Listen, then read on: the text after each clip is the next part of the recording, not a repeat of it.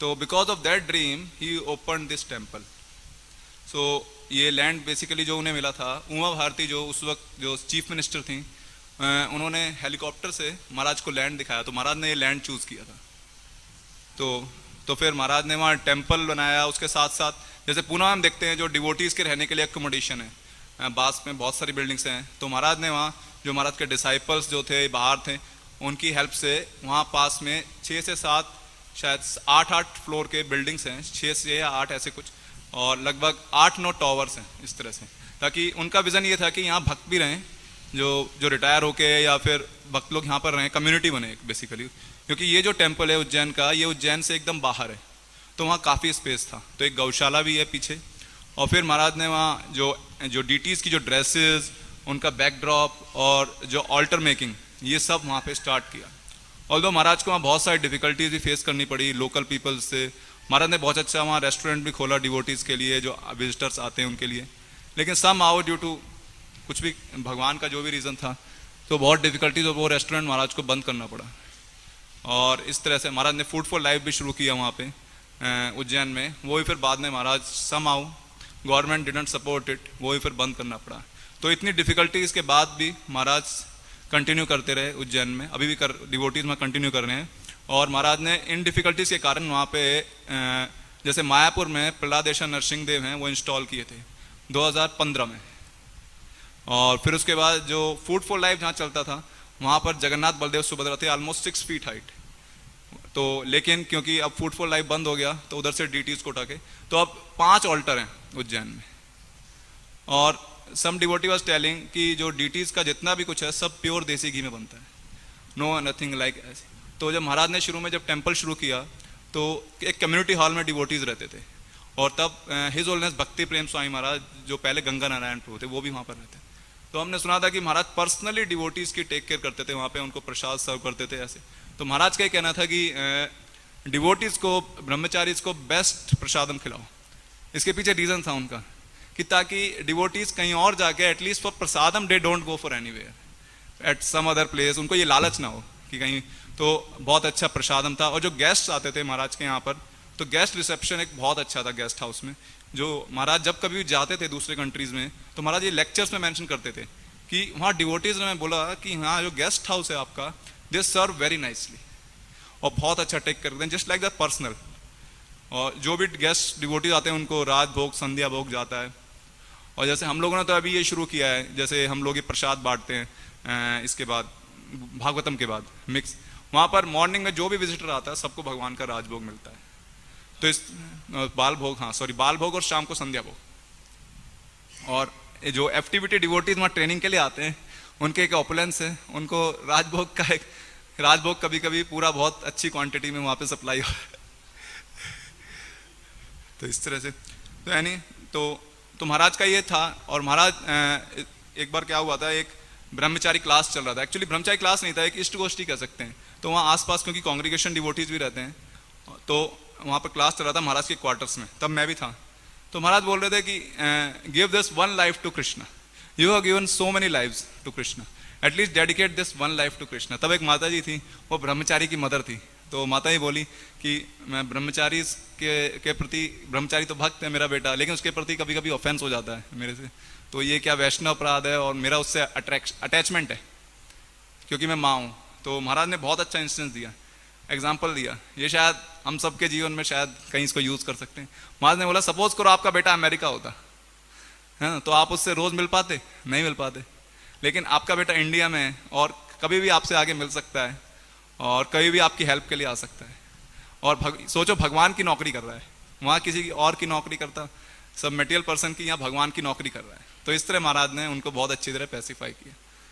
तो इस तरह, और इनिशिएशन के टाइम पे महाराज का एक वो रहता था कि जो भी कोई डिवोटी आते थे, उन सब से एक वाउ, फिफ्थ रेगुलेटिव प्रिंसिपल कह सकते हैं, वो बोलता था I will never ever leave ISKCON. Initiation के टाइम पे हर किसी, चाहे कोई भी हो, ये बहुत मतलब महाराज स्ट्रिक्ट थे इसमें।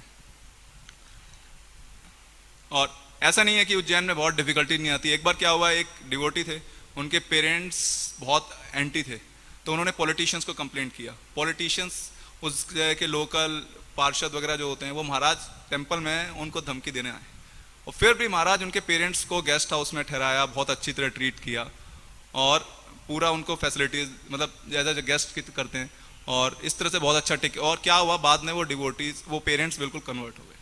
तो इस तरह से महाराज का जो डीलिंग्स होता था ना बहुत स्पेसिफिक होता है। और जैसे महाराज ने अभी, जैसे मैं लेक्चर सुन रहा था महाराज का, जैसे आज हमने सुबह भी सुना, तो मैं इसको कुछ कंपेयर कर पा रहा था। जैसे प्रभुपाद ने लास्ट टाइम पे जो पास्ट टाइम्स किए कि जैसे प्रभुपाद का बॉडी थोड़ा ठीक होने लगा था तो प्रभुपाद लंदन चले गए थे प्रीचिंग के लिए। तो मैं सोच रहा था महाराज भी ऐसे अमेरिका चले गए प्रीचिंग करने, और प्रभुपाद की वहाँ जाके तबीयत बिगड़ गई, और फिर उसके बाद प्रभुपाद वापस इंडिया आए, और उसके बाद प्रभुपाद ने हम सबको मटेरियल वर्ल्ड से, एक्सटर्नल विजन से छोड़ दिया। तो इस तरह महाराज भी अमेरिका गए, कुछ टाइम वहाँ प्रीच किया, और फिर मैं देख रहा था महाराज का लास्ट लेक्चर भी प्रभुपाद के बारे में। तो so much love he has for Prabhupada. तो ये दिखाता है उनका क्या फीलिंग्स है प्रभुपाद के प्रति। और भक्ति श्री रामकृष्ण महाराज अभी रिसेंट में जो महाराज का ग्लोरिफिकेशन कह रहे थे, तो महाराज कह रहे थे इससे मैं दो चीज़ सीख सकते हैं। एक तो ये कि डेथ इज इनएविटेबल, कभी भी आ सकती है, we don't have, so we have to become serious. और सेकंड महाराज बोले now it's time for us to pull our socks because now devotees are going back to Prabhupada, so we have to take care of this movement. तो ये, और मेरे पास एक 2012 का offering है, लेकिन इसका कुछ ही पार्ट पढ़ूंगा जिससे उनका प्रभुपाद के प्रति और प्रभुपाद के कंसर्न्स को लेकर किस तरह। Dear Srila Prabhupada, please accept my humble obeisances at your divine lotus feet, which are my eternal shelter. Today I want to inform you about a glorious achievement. This year we have successfully established and permanently secured your position in ISKCON as its founder Acharya. For many years of us in ISKCON were seriously thinking about this need. Finally, through the authority structure of the GBC body, we have been able to establish your position in ISKCON as its spiritual head for all time.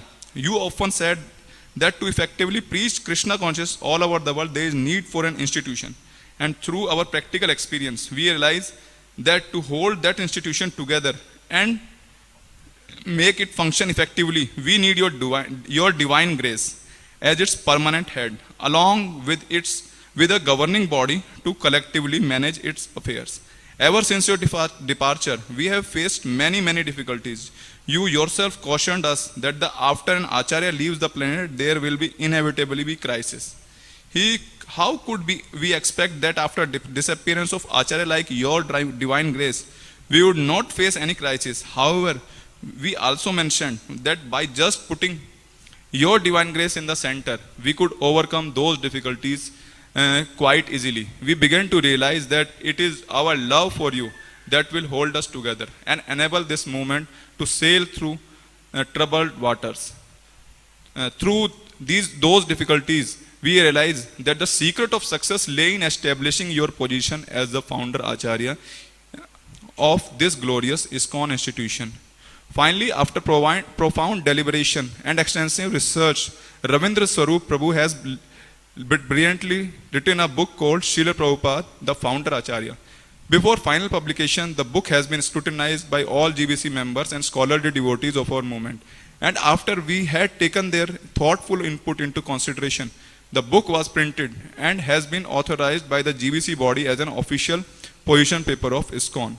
Sometimes devotees express their concern that too much glorification of your divine grace may foster a misconception that your position is on the same level as that of Supreme Lord, which is a deviant philosophy that you very much resented. But we do not see the propagation of such a philosophy as a realistic possibility in ISKCON, because through your books and lectures you have given a crystal clear understanding of the position of Supreme Personality of Godhead.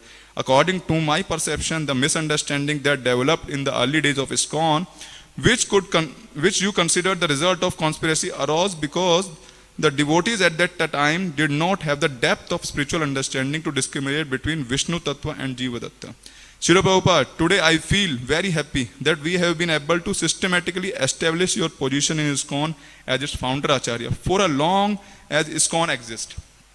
Although you wanted this concept to be firmly established in ISKCON, you did not want it for your personal aggrandizement, but for the benefit of the entire world. We have seen that in the past Gaudiya Math fell apart because its leaders failed to keep Srila Bhakti Siddhanta Saraswati Thakur in the center as its founder Acharya, and thus degraded his prime directive to manage the institution collectively under GBC.